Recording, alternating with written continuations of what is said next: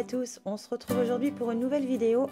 Je vais vous montrer comment je me prépare quand je vais à une sortie, que ce soit cinéma, enfin peu importe, entre amis, dès l'instant que je sors. Alors évidemment j'ai commencé par prendre une bonne douche, je me suis coiffée, j'ai appliqué mes soins, donc place au maquillage et je vais commencer par appliquer donc ma base qui va me permettre de faire tenir tout mon make-up qui va arriver par la suite. Éviter que je brille aussi en même temps, voilà, c'est ma base du moment, c'est celle que j'aime beaucoup. Donc pour l'instant je n'utilise qu'elle et je la fais pénétrer par petits mouvements circulaires de façon à ce qu'en plus elle bouge bien mes pores que j'ai surtout au niveau des joues, du menton et du front, voilà, là où je la mets et là où je brille. Ensuite je vais cacher ces vilains petits boutons que j'ai ces derniers jours. Donc j'utilise la palette Total Cover Infaillible qui est juste top et je vais utiliser plusieurs couleurs. Alors je commence par le vert pour tout ce qui est boutons. Et comme ce sont des textures très crémeuses, elles pénètrent assez facilement au doigt. Donc voilà, j'utilise pas de pinceau, j'utilise mes doigts. Ensuite, je vais prendre le violet pour cacher les petites taches que j'ai au niveau de mon nez. Voilà, qui sont arrivées récemment. Elles ont pointé, c'est le cas de le dire, le bout de leur nez. Mais voilà, je vais les camoufler avec le violet. Et ensuite, je vais prendre la teinte la plus claire des anti-cernes pour camoufler au mieux mes cernes. Parce que vous voyez, je suis quand même un peu fatiguée, je trouve, ces derniers jours. J'ai des traits un peu tirés. Alors, j'applique toujours au doigt parce que voilà, je trouve que ça s'applique super bien au doigt. Et je fais vraiment bien pénétrer la matière au niveau de ma peau, de façon à ce qu'elle se fonde vraiment bien et qu'on ne la distingue pas ensuite par la suite. Ça fait 2 fois que je dis ensuite par la suite, c'est pas top mon truc. Alors, une fois que j'ai fait ça, je vais appliquer mon fond de teint. Donc je vais utiliser l'Infaillible 24 heures mat, c'est celui que je préfère, voilà, c'est mon chouchou. Et je vais l'appliquer d'abord sur ma main. Alors je vais en mettre une petite quantité et ce qui est bien c'est qu'un fond de teint, c'est un fond de teint qui est modulable. Alors on peut en rajouter autant qu'on veut. Et je vais prendre une éponge parce que je trouve que c'est plus simple de l'appliquer comme ça. Et puis ça évite aussi que je déplace tout ce que j'ai caché auparavant. Donc c'est pour ça que je l'applique à l'éponge. Donc c'est parti, j'en mets un petit peu partout et assez rapidement derrière, donc je viens l'estomper une première fois, puis tout simplement voilà, en tapotant hein, comme on fait en temps normal avec le Beauty Blender. Et vous allez voir, il y a certains endroits, j'ai pas assez de matière, donc le vert reste. Je ne sais pas si vous voyez en bas de mon visage, mais on voit encore le reste. Donc je vais en rajouter un petit peu sur le dos de ma main et je vais passer une deuxième fois. Et là, ça va être couvert comme il faut. On verra plus le vert, on verra plus les autres couleurs. Ce sera impeccable. Et c'est ça ce que j'aime dans ce fond de teint, c'est qu'on peut en mettre autant qu'on veut en fonction de ce qu'on veut comme résultat. Et ça, vraiment, j'aime beaucoup. Et en plus, il fait pas briller, il est mat, il tient toute la journée. Enfin, il est top. Il file pas, il bouge pas, il s'oxyde pas. C'est mon fond de teint chouchou, quoi. Ensuite, place à l'anti-cerne. Et cette fois, je vais prendre une petite nouveauté. Donc je vous mettrai le lien de tous les produits en barre d'infos, de toute façon vous inquiétez pas. Et après j'ai tourné le petit tambour qui se tourne, là, le petit boui truc. Je vais faire un triangle sous mes yeux. Je vais en appliquer au niveau du bas de mon front, sur mon nez, au niveau de l'arc de Cupidon et sur mon menton. Et je reprends mon Beauty Blender et je vais estomper tout ça. Mais et oui, j'ai oublié de vous dire, j'en mets aussi un petit peu sous mon arcade sourcilière pour illuminer un peu cette partie-là. Et aussi dans les petites rides là que j'ai par ici, là, à droite du nez là. Non, c'est plus à gauche qu'à droite que j'en ai d'ailleurs. Bref, je viens estomper tout ça. Je commence à m'embrouiller, je crois. Je vais estomper tout ça et vous allez voir... Les traits ne vont plus se voir, heureusement d'ailleurs. Parce que je me voyais mal sortir comme ça, quoique ça fait un genre, hein. Ça fait un peu indien peut-être. Ensuite, une fois que j'ai bien blendé tout ça, je prends un mouchoir et je viens appuyer sur mon visage pour enlever le surplus. Hop là, le mouchoir est tombé. Pour enlever tout simplement le surplus qu'il pourrait y avoir, que j'aurais peut-être mal estompé. De façon à ce que déjà rien ne bouge. Et comme ça, quand je vais appliquer ma poudre, elle va vraiment s'appliquer sur des surfaces, entre guillemets, sèches et bien uniformes. Voilà. Donc, je prends ma poudre, donc mon accord parfait que j'adore, et qui se creuse de plus en plus, c'est une catastrophe. Bref, J'ai oublié cette partie de la vidéo où je suis en train de pleurer sur moi-même parce qu'elle est presque finie. Et je viens appliquer donc ma poudre en tapotant avec mon pinceau. Voilà, je ne frotte pas mon pinceau sur le visage, je tapote. Ensuite, place aux sourcils. Alors vous savez que les sourcils et moi, on n'est pas super copains. Donc cette fois, je vais appliquer le nouveau crayon, le Brown Artist. Et je vais commencer par brosser mes sourcils vers le haut. Alors je le fais tout doucement. Et ensuite, je prends l'autre côté du crayon, du crayon, on va dire ça comme ça. Et je viens redessiner surtout l'avant du sourcil qui n'est pas très prononcé chez moi. Et j'essaie de camoufler un petit peu les trous qu'il y a par-ci, par-là.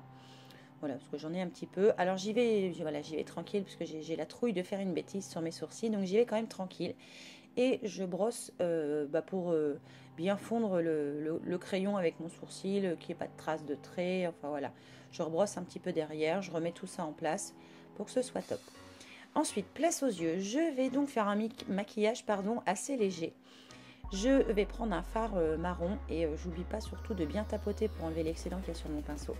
Et je vais venir l'appliquer en creux de paupière, évidemment de chaque côté. Je vous parle que d'un côté là, à partir des yeux, mais je fais pareil des deux côtés, je vous rassure. Donc je viens bien l'estomper de façon à ce que j'ai pas ces gros traits qui sont pas beaux. Et voilà, j'insiste. Ensuite, je prends une couleur un peu plus foncée qui tire sur le marronné prune et je vais l'appliquer plus sur le coin externe de mon creux de paupière et de ma paupière mobile. Et je vais revenir légèrement en avant pour accentuer un peu le creux de paupière et mieux définir mes yeux.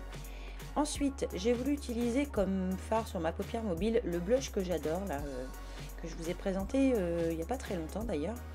Et je viens l'appliquer avec un pinceau plat, de façon à juste déposer la matière sur ma paupière mobile. J'aime bien cet effet, je ne sais pas comment le décrire en fait, mais j'aime bien cet effet. Et je viens avec un pinceau propre estomper quand même mes deux fards, de façon à ce qu'ils soient bien mélangés, surtout au niveau des deux délimitations. Ensuite, je prends un highlighter et je vais faire tout simplement mon coin interne de mon œil parce que je trouve qu'il pète cet highlighter. Donc voilà, j'ai utilisé l'highlighter pour faire mon coin interne parce que vraiment, je l'adore celui-là. Il a un effet un peu glacé que j'aime beaucoup. Ensuite, je vais redessiner légèrement mon dessous d'œil.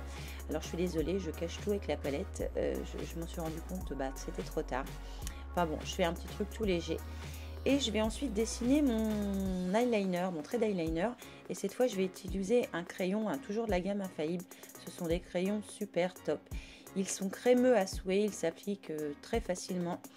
Et vous voyez, ce que je fais, c'est que je trace mon trait par petits traits en fait. Je ne sais pas si vous avez compris ce que je viens de dire, enfin je crois. Je fais des petits traits de façon à faire quelque chose de quand même assez régulier. Et pour faire ma petite virgule, je vais prendre juste un pinceau sur lequel je vais récupérer directement du crayon au niveau de la mine. Et je vais tracer tranquillement un léger, mais léger quand même, une légère virgule. Et puis je vais relier tout ça à mon trait que j'ai fait tout à l'heure. Voilà, c'est vraiment ces crayons, ils sont top, ils sont ultra crémeux, c'est génialissime. Et puis je suis assez contente de moi quand même. Ensuite, place au mascara, parce que là ça va nous ouvrir le regard, ça va être un truc génial. Donc j'utilise le X-Fiber que j'aime beaucoup. Donc je commence évidemment par l'étape numéro 1 qui va me permettre de bien définir mes cils et puis aider à les gagner un petit peu.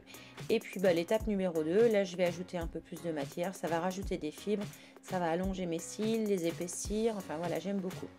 Et pour finir, au niveau des cils inférieurs, je vais utiliser mon mascara que j'adore, c'est le Fatal.